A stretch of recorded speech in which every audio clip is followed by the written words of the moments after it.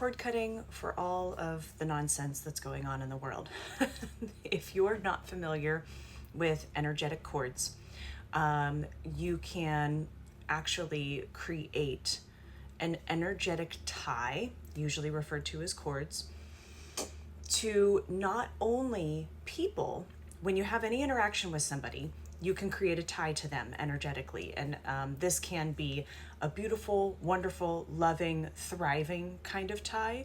Or so you have an argument or a difficult discussion, or somebody is really grinding your nerves or something, or energy vampire type of situations, narcissistic abusive relationships, people crossing boundaries, things like that, can also create a negative, I use that term a little bit loosely, negative feeling, intent behind it, kind of energetic tie that can continue to draw on your own energy and drain you. It can cause you feeling irritated. You can feel restless. You can continue spinning in your mind, about that circumstance, that person, that conversation that you had, those kinds of things. So you can also have energetic ties to situations and circumstances that have occurred in your life, like a trauma. But also, a couple weeks ago, I found that although I was not actively going out and purposefully consuming news, the very little bit that was just kind of organically coming into my awareness was absolutely draining me. And I was having spinning thoughts and fears and concerns and kind of those things that needed to come up and be recognized and released. In order to do that, I had to do a really significant cord cutting to those circumstances and the things that were drawing my energy and drawing my attention away in a way that was detrimental to my own personal and emotional health. So I'm sorry, I'm not sure what kind of plane is overhead that we usually don't see here, so I apologize for my distraction. So 2 ways that you can cut cords. The first is the ninja attack. I think I mentioned this in a video not too long ago, but to put it all in one place, I will imagine myself like a ninja or something, and like a kung fu movie or an action movie or something with 2 long, these are imaginary, this is for educational and entertainment purposes only. This is not something for violence. This is for our own protection, and it is not against another individual. It is just within our own energy field, okay?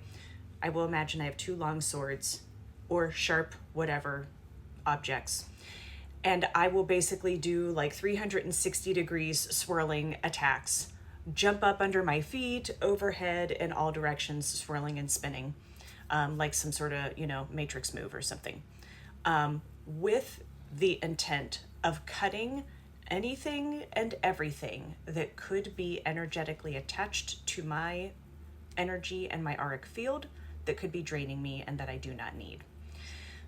So that is one that is super quick and, for me, generally very effective. Now, another one that you can do is, if you're the kind of person who especially likes to, close your eyes and visualize, or who has heightened body sensitivities, who is kind of, anybody can do this, but it may be easier for those who practice regular meditation or something, or who are a little more in tune with their own physical body and energetic signature. I like to close my eyes and basically imagine like a medical scan, like I'm scanning my whole body, and just see what part of my body pops up into my awareness as something that is draining energy, is leaking energy. So say something comes up where I feel it in my throat. I can feel like a tightness or a lump, or just my attention is being drawn there in general. Maybe this was a place where I didn't feel like I expressed myself clearly. Maybe I tried to express myself and it fell on deaf ears.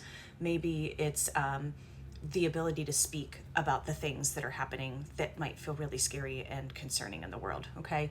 So if I notice that, I will actually imagine wrapping my hand around like you're going to pull a root out of the ground, and I will yank it.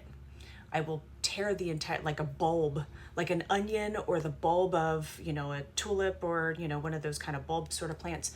I will wrap it around like I'm getting a really good grip, and I will yank it out. And then I will imagine, sometimes with my hands or just with my eyes closed, I will imagine healing universal energy filling that space.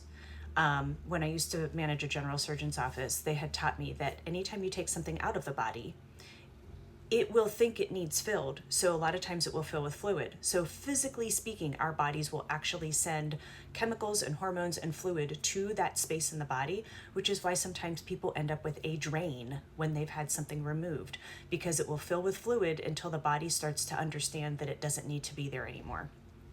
Energetically, we can do the same, okay? Remove that, fill that space, then you've taken it out from the very root and you've filled it with something that is beneficial to you. You can always also finish by calling your power back if that, is something that feels like it needs to be done. I call my power back from all spaces, places, and times, fully cleansed and fully healed. Keep it simple, keep it quiet, keep it gentle, okay? Try these.